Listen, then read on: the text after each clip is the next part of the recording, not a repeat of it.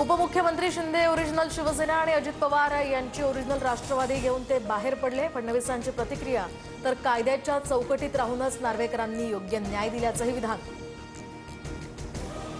राज्य सरकारच्या बहुप्रतीक्षित जनसुरक्षा विधेयकाचा मार्ग मोकळा। समितीचे अध्यक्ष चंद्रशेखर बावनकुळे आज सभागृहात विधेयक मांडणार। विरोधकांच्या भूमिकेकडे आता लक्ष।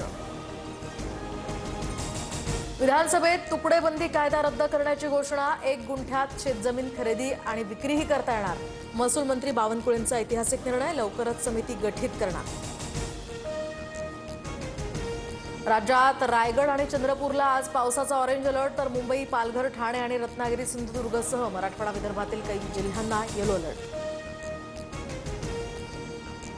गोसेखुर्द धरणाच्या 33 दरवाजांमधून अजूनही पाण्याचा विसर्ग सुरूच। भंडारा जिल्ह्यातल्या लाखांदूर तालुक्यातील चुलबंद नदीच्या पुलावरून 3 फूट पाण्याचा प्रवाह।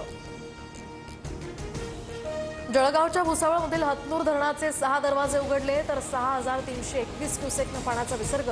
त्यामुळे नदीकाठच्या गावांना सतर्कतेचा इशारा।